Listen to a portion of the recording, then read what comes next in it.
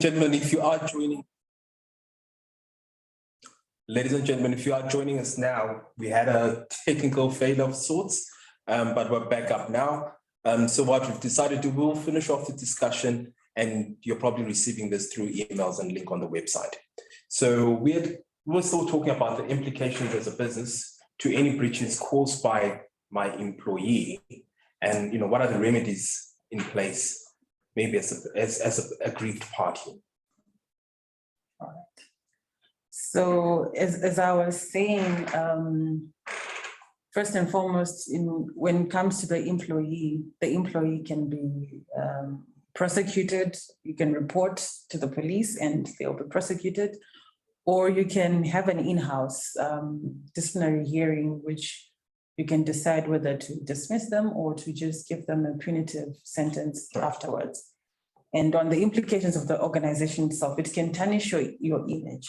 So you need to do damage control afterwards. It's very important for you to go back. The bigger you are, the more important for you to have a press conference if it is necessary, of which I think it is actually important for you to have a press conference, publish a report on it, and make sure that your consumers and your end users, they understand the implications of what has happened and that they're protected. Because what you need to instill in your customers is the confidence in your services to say, we have this under control. We've got security measures, because in terms of the law, you are required to have security measures in place. So it's important to go back to your clients and your customers and say, guys, we have this. Great. Maybe just to add on to that as well, right? There's employee pride that is bruised in all this, because as employees, we think we are protected from all this. And if it so happens that within the organization, someone has got the ability to breach that information, then there's going to be employee pride that's definitely bruised there. So whilst looking at your customers and end users, or the guys that actually you rely on for your business, we also need to look internally and give assurance to the employees that we've got them at heart as well. Sure. So we've been talking about culture within businesses, and and I think all of us have experienced businesses that cultures are different. Yeah. Are you seeing those nuanced differences within businesses as it comes to cybersecurity culture? When you look at different industries, whether it's banking, financial services, are you seeing those differences, and how do they impact their cybersecurity posture in the environment they're operating in? So maybe if I go on that one, I think it comes down to what your core business is. I think, like we rightfully said, it has to start from the top for them to put in these policies and build this culture within the organization. But if right from the top, their culture isn't cybersecurity oriented, then it's going to be hard to disseminate it to the employees. So by virtue, we should always try and have a buy-in from the executives and then bring it down. The cultures definitely differ depending on the line of work as well. You'll find in the construction industry, they're not really focused on cybersecurity matters, opposed to an ISP like we are. We definitely know technology. In technology, there are a lot of breaches that can happen. Whereas in construction, they basically deal more in hardware and hands-on activities. So they definitely differ, but regardless, all businesses end up on the technology side. Whether you're sending out an email, whether you're browsing for options on the internet, you still then come back to the cyber side. So definitely awareness is key. Maybe just to weigh in on it, the difference then also with different industries is some are cyber regulated. So you'll find that there are certain sectors of industry that have certain requirements they have to meet when it comes to cybersecurity compared to others. So naturally, the gravitation towards building a robust cybersecurity culture in those cyber-regulated institutions is higher compared to the non-regulated. I'll give an example. What I would put under regulated institutions are your banks, your insurance guys, ISP, telecoms, very soon I hear lawyers as well. So those are cyber regulated. They have to meet a certain criteria, a certain tick box exercise. So they have to follow certain cybersecurity protocol. So they build a more robust culture just to be compliant. Right. Yet there are then those that are not so regulated, which probably then do choose out of their own will or out of their risk appetite to have a robust culture. So for me, that's also the difference between how industries have a robust cybersecurity culture. I would love to add on to that. I've also noted that for the past 3 years, there's been trending pharmaceutical cybersecurity. You find that in the past, it wasn't a thing, but now it's a thing. It's not that they're not in the center of it all like the ISPs, but it's becoming very important because when you think pharmaceutical industry, you think big data all the time. So you find that they're by default of the nature of their job and the interactions that they have on the cyberspace, the emails and everything, they're also becoming a space that is important for compliance. Yeah. Let's look at the showbiz sector as well. We've seen a lot of our celebrities having their social media hacked and misused. So I think, like I rightfully said earlier, it touches everyone because at the end of the day, everything is going digital. Yeah. So in essence, every person, as long as they're a consumer of a digital product, Yes. it's something that you need to be aware of. Definitely. Right. So if we zone in to Zim, what is our current culture in Zim as it relates to cybersecurity? Are we seeing an improvement? And how do we measure up to the rest of the world and the emerging global trends? Are we at par? Are we trying to catch up, or is it something we would think, it's someone else's problem? Well, I have one word for the culture here. It's lax. It's lax, eh? Yeah. So people don't really think about cybersecurity. People don't really prioritize cybersecurity. Yeah. So you find that there are certain organizations you probably then approach and say, you know what, you are an organization X, and because you are doing A, B, C, D, this is probably where you're supposed to be. I could see it from the outside. But people tell me, you know what, we've been doing fine. We are making profit. They are not worried. Recently, I had to email and head of ICT of a certain organization. It's retail. After I'd seen that they had unsecured things on their POS, then you're wondering, it's 3-4 branches they've gone into. And when you're cyber astute, it irritates you. And you're trying to reason with somebody and they're telling you, you know what, we haven't had an incident. So I think that's the major problem currently, to say we do not really have, I would want to call them reported incidents. It's not that we don't have incidents, but we don't have reported incidents. So the culture here is still a bit relaxed because people don't really know what's going out there. But goodness me, if something was to happen on a major scale, we are in for a hiding. Yeah. But now you did say that with the new Cyber and Data Protection Act, there is a requirement for you to report. Yes. So that's to the regulator. Yes, to the data processor. To the data processor. Yes. Great. Yes. So is there something? What are the? If I'm on the call, I'm listening. Someone's listening to us have a discussion. What are the things that I can do? I'm a company. We're not. Our exposure to technologies, emails, and what can we do? What's the first thing we do?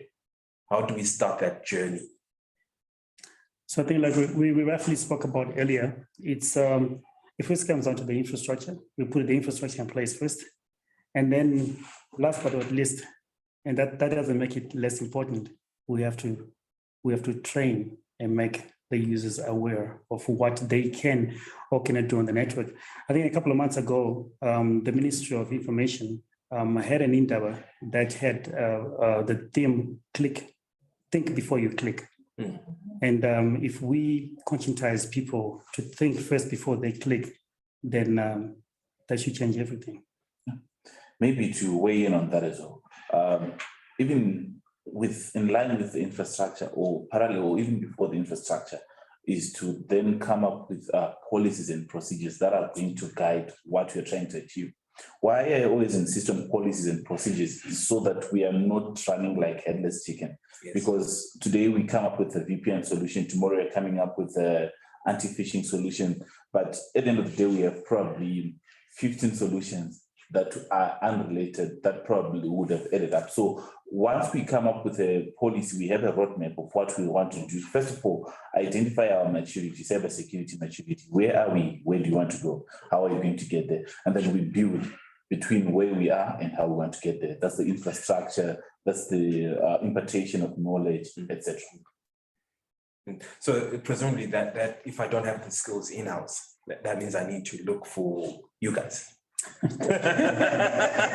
Definitely, like I said earlier, it's always prudent to have an external eye looking into your operations, so that because their eyes are not biased to the current operations within the organization, and by so doing, then they can actually then magnify on what you require as an organization. Yeah. No, that's fine. That's fine. So I guess to recap, I guess the employee is key. Mm-hmm. Employee awareness of what they should be doing or not doing on the network is important. We need the business leaders to be leading from the front. They need to take cybersecurity seriously in order for everybody else to take it seriously, right? Maybe we should be also lobbying for punitive measures for companies where employees use company resources to facilitate, criminal acts. I'm not sure. So I don't know, as parting shots, what can we put out there to our audience in terms of the human factor, right? Maybe we'll start off from ladies first, since we started from a legal perspective. What are parting shots to businesses and I'll repeat myself: compliance.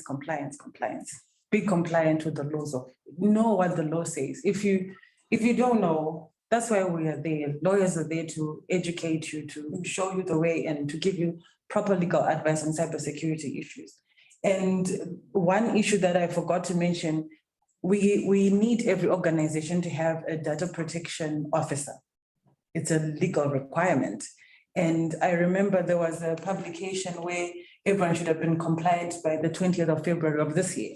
I'm hoping that all organizations have done that. And as has been rightfully said by Kutsai, we've been lax. So what are we saying about being compliant with the laws, or at least your cybersecurity policies, but still be compliant with the laws? Right. Well, you want us to jump, Kutsai? Okay. I think first and foremost for me is beyond the network, we still have the human factor. So we need to educate the human factor, even outside the precincts of the tools that we've put in place to try and feed up our cybersecurity. So what is an individual doing outside of the network? What is the individual saying about the organization that might lead to a breach? That's very important because there's an element of social engineering, and it's very key, especially locally. Then secondly, for organizations is let's do it all the way from paper to the system. Let's start by building solid policies, solid standards, and implementing using the best of great tools.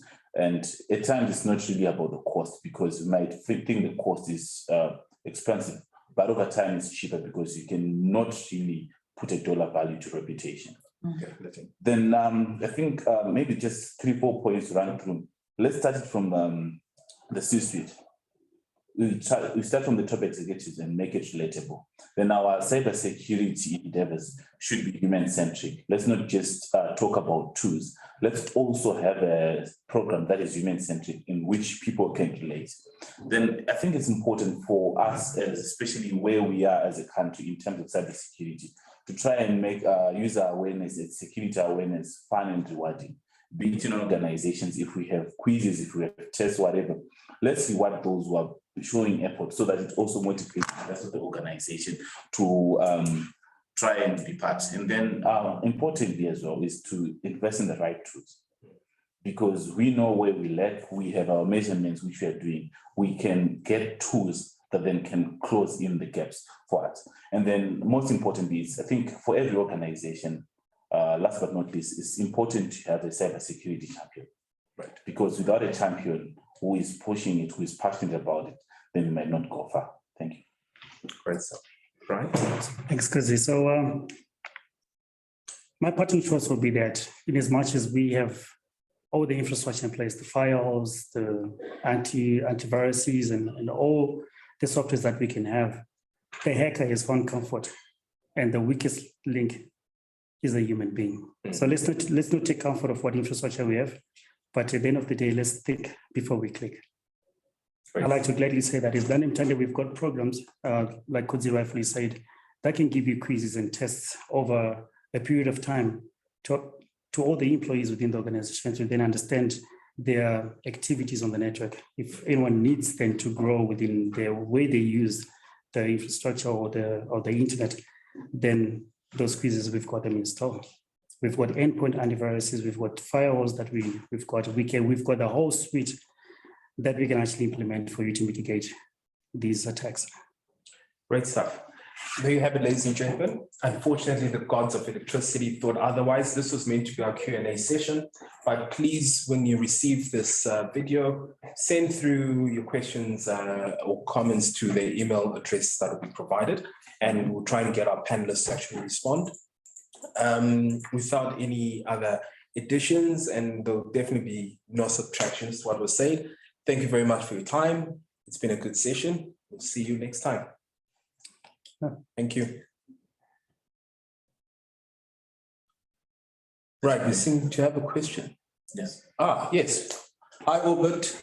Right, we seem to have someone who've managed to stay on. Why is it that most terms and conditions are written in small or faint print? Isn't it promotion of data theft without individual consent? Yes. I think we direct that one to the lawyer.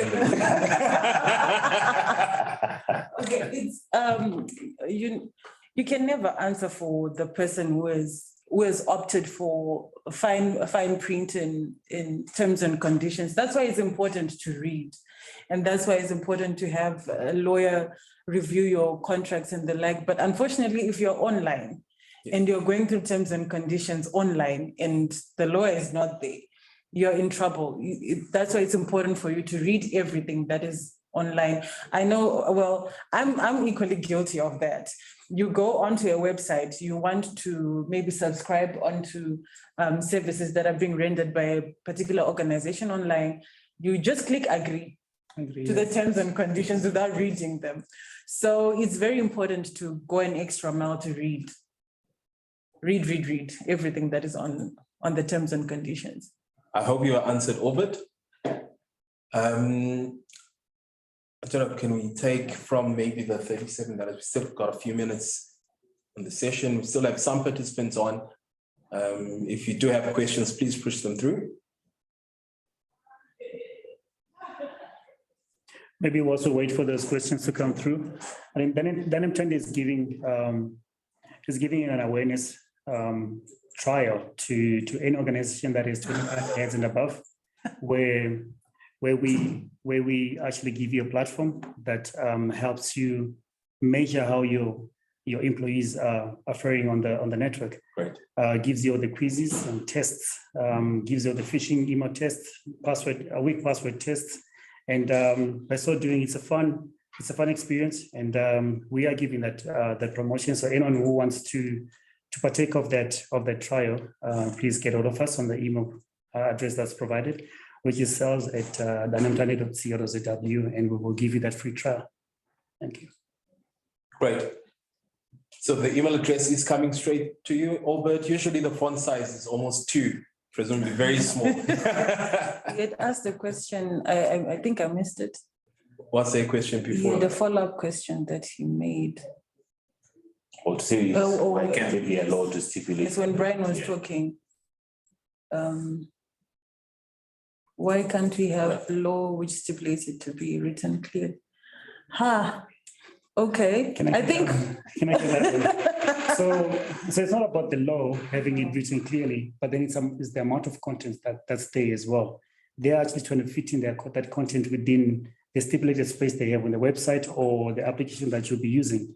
So they try and cover as much as they can on that short space, hence affecting the font. But maybe what I think they should do is maybe summarize it. But then when it summarizes, well, it doesn't go in depth to what is required. Yeah. Right. There's a comment from Stephen Mark, I'm not sure the rest of the surname. I agree with you. Usually we have no time to read the terms and conditions. The website doesn't give us time to go and read and later come back. True. That's very true. That's very true. Not sure if any other questions on there. Right, ladies and gents, if you do have other questions, I think you can still push through your comments and questions onto the chat screen. Alternatively, the email address that was provided. And yes, we've got one more, sorry. Victor Vera, what would be the best way to approach cloud since it's usually not based in the same country as the organization? I think this one is Brian's question. I mean, what would be the best way to approach cloud? So Of the law, he's asking in terms of the law. We have a law that prohibits us having people process their data in an offshore cloud. Probably that's the question. There is a section that actually talks about that, but we were actually looking at it and thinking we need to revise it so that it can be clear, because if you look at the section that talks about transfer of data outside the jurisdiction of Zimbabwe, you have to make sure that it's secure and the like. So the cloud is encompassed in that, but it's not clear. It's not specific. Yes, it's not specific. So you'll find that we actually still need to review the Cyber and Data Protection Act again and make it clear. I guess like if anything related to cyber, it's not cast in stone. No, it's not cast in stone. Constantly changing. Yeah. I hope you got that, Victor. Do we have time for another question? Cyber attacks node. So we've missed that one. Okay, I Right. think what they're saying here is it seems why some of these are not reported is ICT teams then get the beating for this. So I think it then really comes back to the culture thing.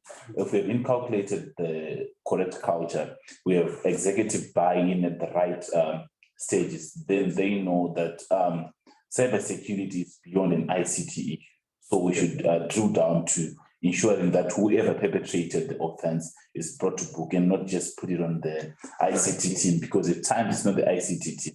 It's a user who doesn't even understand their mandates when it comes to cybersecurity. So we need to make sure that everybody understands their mandates so that we actually then just don't point to this. Yeah. I completely agree. I remember having instances where individuals would write their passwords on Post-its and stick them on the screen. Yeah. You know, that's got nothing to do with the IT guys. Exactly. So yeah, completely agree. I think the last question for the session, right, thank you for the discussion. How effective is the judiciary in appreciating the law? At the moment, they're still undergoing training, Right. and there have been several workshops being done, and they've been trained on how to deal with cybersecurity issues. It's still a learning curve in Zimbabwe, really. It's a new area of law in our jurisdiction. I mean, the first act we got was enacted in 2020, the Freedom of Information Act. So insofar as the judiciary appreciating the law, they are the lawmakers as well. Yes. When they are setting precedents. So I believe that we're on the way. But on our way. Yes, we're on our way. We can't say we've arrived. We've not yet arrived. We are on our way. Great stuff. So I think that was our last question for the session. Again, apologies for the technical hiccups, but thank you for those that stayed on. And thank you for the panelists for giving your time. And we will catch you next time. Thank you very much. Thank you.